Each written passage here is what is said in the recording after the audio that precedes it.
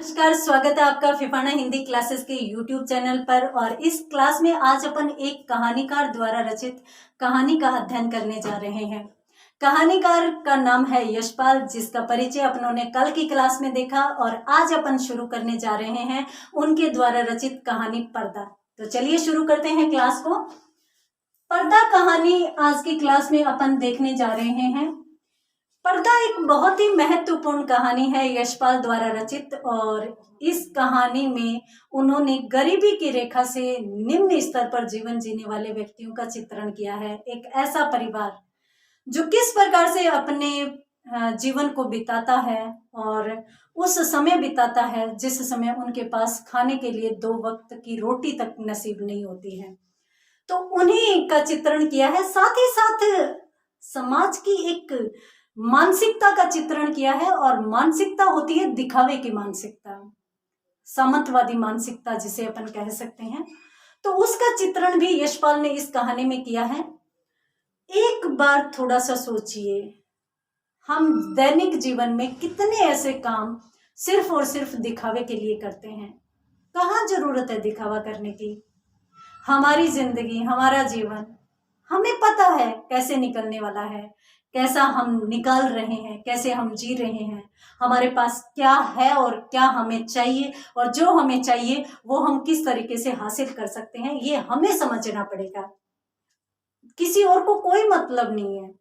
और अक्सर मैं देखती हूँ कि मिडिल क्लास फैमिली में, मध्यम वर्गीय परिवारों में ऐसा होता है कि दिखावे की प्रवृत्ति के कारण परिस्थितियां बहुत ही गंभीर हो जाती है, और जब अंत में परिस्थितियां लोगों के सामने आती है तब फिर वह व्यक्ति जो जीवन भर दिखावा करता है उसकी फिर हालत खराब हो जाती है। तो यहाँ पर यशपाल जी की कहानी से हम यही समझ सकते हैं, इस कहानी की जो रूपरेखा है उससे हम यही समझेंगे कि भाई अपने जीवन को अपने तरीके से जियो, अपने आप को सहज रखने के लिए जियो। किसी को कहीं भी दिखावा करने की जरूरत नहीं है। हमारा पैसा हमारे काम आने वाला है, हमारी जरूरतें हैं जिसे हमारे अलावा कोई भी पूरा नहीं कर सकता। तो चलिए कहानी को शुरू करते हैं। कहानी कुछ इस तरीके से आगे बढ़ती है कि एक परिवार है, मुस्लिम परिवार।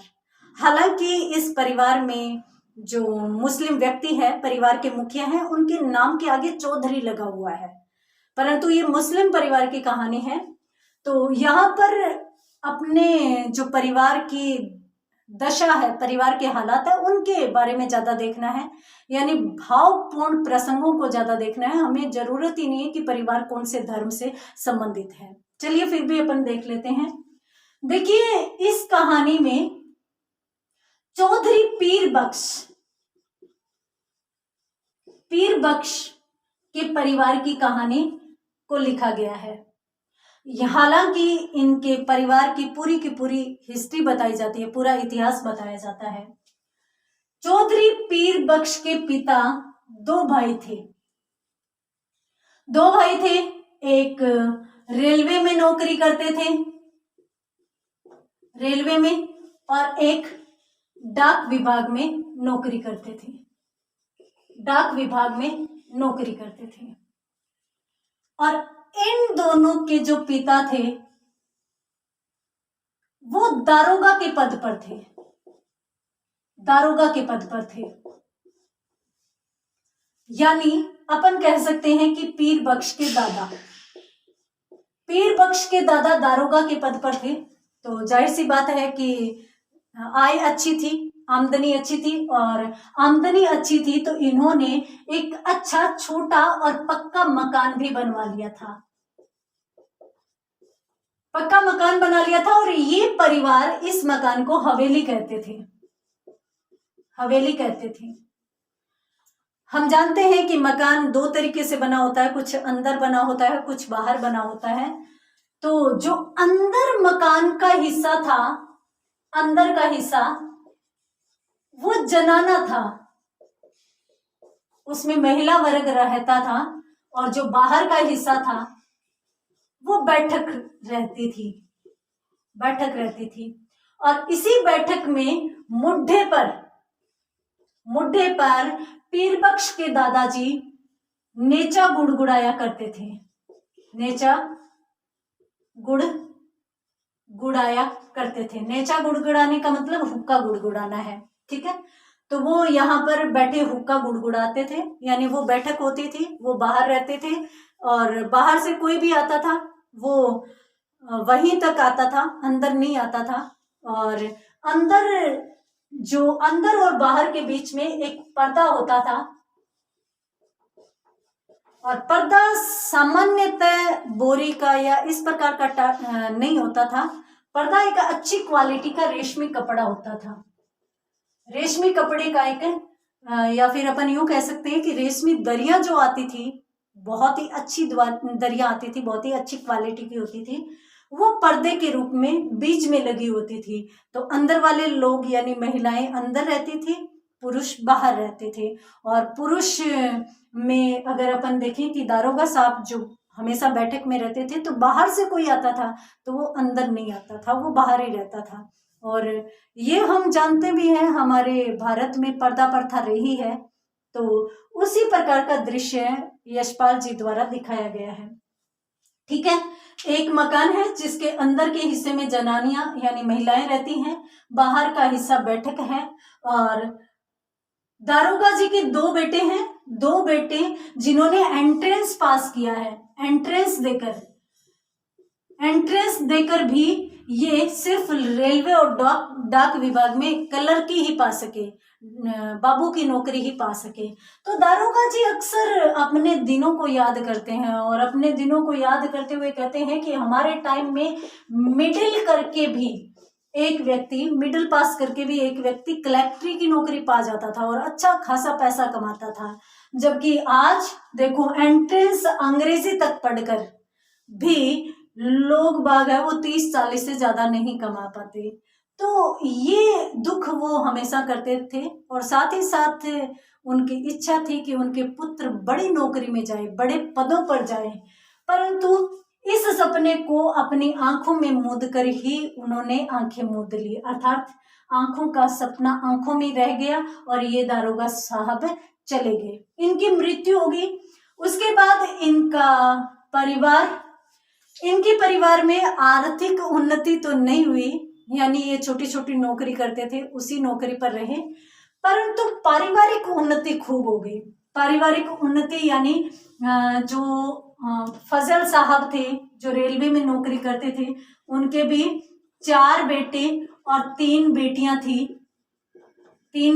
थी। और इधर जो डाक विभाग में करते थे, इलाही बख्श साहब, इनका नाम था इलाही बख्श। तो इलाही बख्श जो साहब थे, इलाही बख्श साहब, इनको भी ईश्वर ने 4 बेटे और 2 बेटियां बख्शी थी, 2 बेटियां। तो इस प्रकार से भरा पूरा परिवार था। अब यहाँ पर दादा दारोगा थे, ठीक है, अच्छा कमाते थे तो उन्होंने अच्छा मकान बना लिया था। परंतु धीरे धीरे जब दोनों बेटों का बड़ा परिवार बना तो जगह कम होने लगी, जगह कम पड़ने लगी। और जब इनके बेटे भी बड़े होने लगे तो फिर ये जो पर्दा है ये डोडी पर लग गया। डोडी का मतलब होता है दरवाजा। पर्दा दरवाजे पर लग गया और ये जो बाहर की बैठक थी उसको भी अंदर के हिस्से में मिला दिया गया, क्योंकि जगह कम पड़ रही थी तो बैठक को भी रहने का या फिर अपन यूं कहें कि निवास स्थान के लिए बना लिया गया।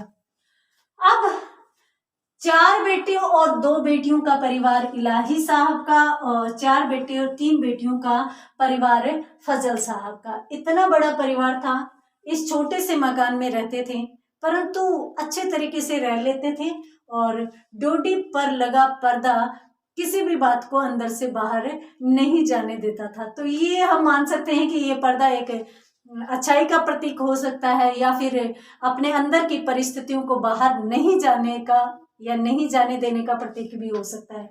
तो इस प्रकार से ये पर्दा था। अब यहाँ पर यदि अपन देखें तो इनके बच्चों का भी विवाह होना शुरू हो गया।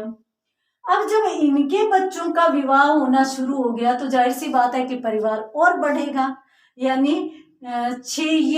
तो 6 और आएंगे, 12 हो जाएंगे, इधर 7 है तो 7 और आएंगे तो इधर 14 हो जाएंगे। तो इतना बड़ा मकान नहीं था, इनके लिए बहुत कम पड़ने लगा, बहुत छोटा पड़ने लगा। तब फिर सबने क्या किया, परिस्थितियों को देखकर और आवश्यकता अनुसार अलग अलग मकान में रहने का सोचा कि भाई हम कहीं बाहर दूसरी जगह ले लेते हैं और वहां पर रह लेते हैं। तो इस प्रकार से आप इसका यदि स्क्रीनशॉट लेना चाहते हैं तो स्क्रीनशॉट लीजिए। उसके बाद अपन इलाही बख्श साहब के बेटों के बारे में बात करेंगे जी। तो कहानी की शुरुआत में सिर्फ इसी प्रकार का परिचय है और परिचय में अपनों ने सिर्फ इतनी सी बात समझी है, इस परिचय में अपनों ने इतनी सी बात समझी है कि दादा और दादा के बाद पिता और पिता के बाद पीर बख्श, इतनी सी बात समझी है। दादा दारोगा थे, पिता बाबू की नौकरी करते थे। अब पीर बख्श की क्या कहानी है, पीर बख्श के भाई लोग किस प्रकार से सफल हुए, वे क्या करते हैं, उनके परिवार में किस प्रकार की घटनाएं घटती है, तो ये सब चीजें अपन देखेंगे परंतु अगली क्लास में। तो आज की क्लास में इतना ही, मिलते हैं अगली क्लास में आगे की कहानी के साथ। तब तक के लिए धन्यवाद।